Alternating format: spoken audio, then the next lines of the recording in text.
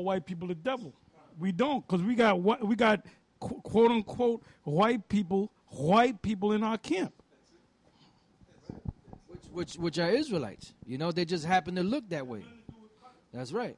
That's right. Oh, man, that's heavy, man. What you just read, known unto the Most High are all his works. Con. Yeah, because he created them. Con.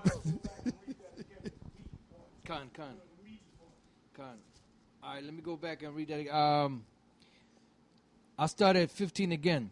And to this agree the words of the prophets as it is written. Con. Okay.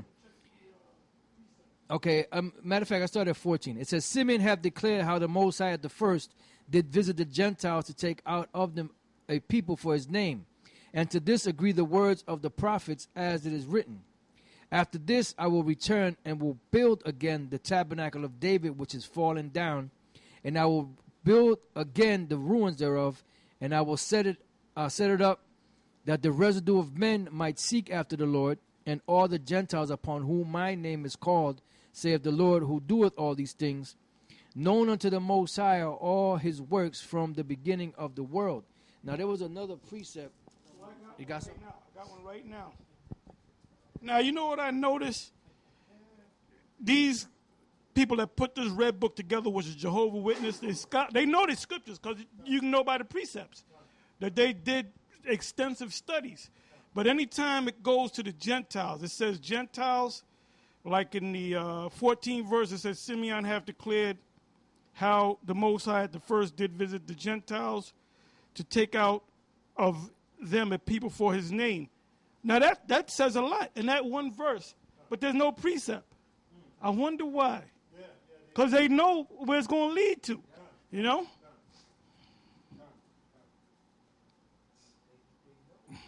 It says in the 15th verse, right? It says, and to disagree, let me jump up. It says, then all the multitude kept silence and gave audience to Barnabas and Paul, declaring what miracles and wonders the Most High had wrought among the Gentiles. This is the ongoing saga of this whole Cornelius thing. All right? By them. So it was more than just Cornelius. It wasn't no one guy, Cornelius. He's a Gentile, let him in. That opened the door for many Gentiles.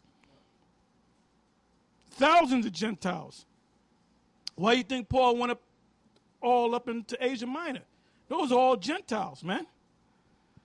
It says, and after that, and after they had held their peace, James answered, saying, men and brethren, hearken unto me. Simeon hath declared how the Most High at the first did visit the Gentiles, starting with Cornelius, all right, to take out of them a people for his name. So it was more than just Cornelius. So there was a whole heap of Gentiles. So you can understand. A whole mess. It said 15. And to disagree the words of the prophets as it is written. After this, I will return. Now, wait a minute. After this, I will return. That's in O. Let me go to O.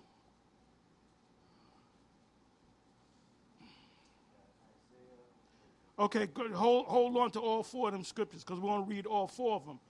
But before that, in the 15th verse, it says, and to disagree the words of the prophets as it is written. Now, right there in the 15th verse, it says, N. What does N take you back to? Isaiah 11 and 10. So let's go back to it. Isaiah 11 and 10. Okay. This is the book of Isaiah. It's so pretty. It's so pretty.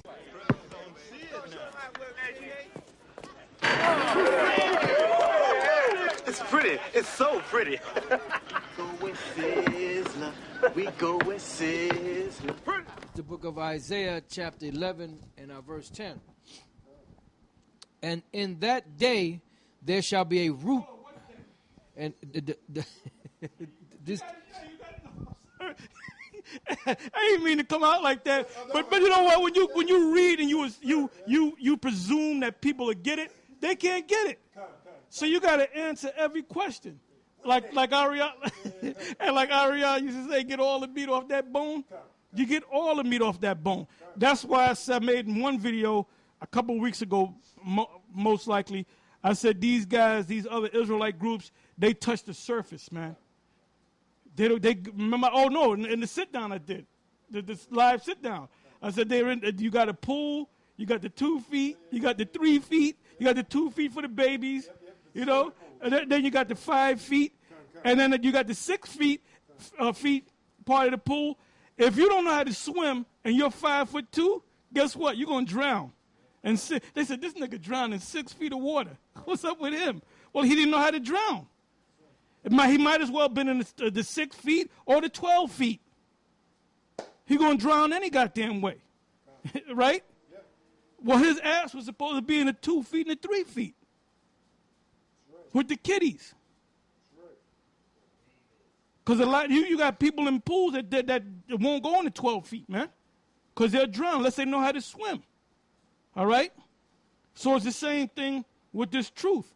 You check out a lot of these different camps, and they're on different levels. Some are deeper than others. Like ISUPK, they're in the 2 feet. Them are basic Israelites, man. Them guys hit them basic scriptures. There's nothing deep about them, you know? Hey, if we ever went down to one of them camps, man, like to Harlem, they'll shit in their pants, man. Their knees will start knocking and all that. Because we're going to ask them questions, and that happened with Pashai. He went down to D.C., and he would put his hands up, and they acted like they didn't see him. Because none of them guys, there's a couple of them that are kind of somewhat deep, but them guys, well, when I say deep, maybe 4 feet of water. ISUPK, they're either in 2 feet of water or 4 feet of water. They ain't in no 6 feet, and they damn sure ain't diving off the diving board, man. All right? Yeah. All right, go ahead.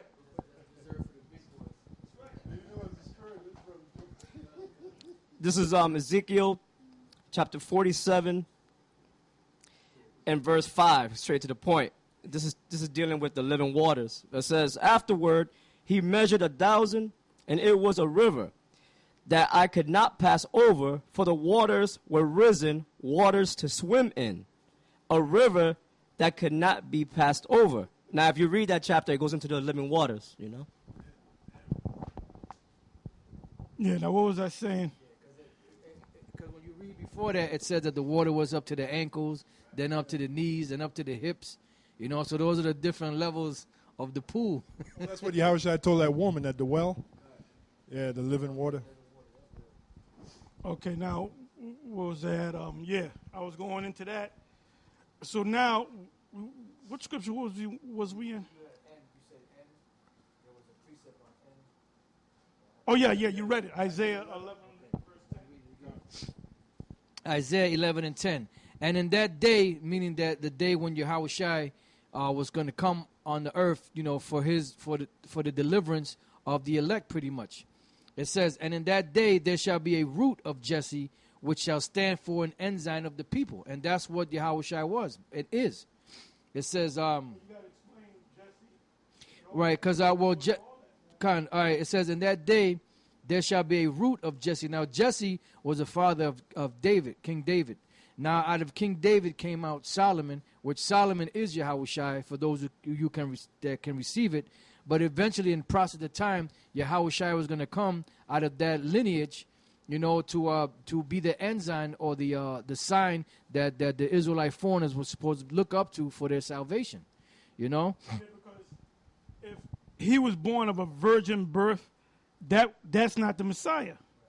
That ain't the Messiah. Plain and simple. All right? Right, because he had to be of that lineage, you know. So the Most High is specific. I'm sorry. He had to be of the lineage of David. He couldn't be of the lineage of, he couldn't be of the lineage of Aaron. If he came out of the lineage of Aaron's son on down, that's not the Messiah. If he came of the lineage of Moses, because Moses was a Levite. He's not the Messiah. If he came, remember Anna the prophetess from the tribe of Asher? Let's say he was born out of her. That's not it, unless somebody from the tribe of Judah, from the lineage of David, had laid with that woman. So that kills that nonsense about this virgin birth. You know? You had the virgin birth, you had the virgin birth. This is Micah chapter 5, verse 2. But thou, Bethlehem Ephratah, though thou be little among the thousands of Judah, yet out of thee shall he come.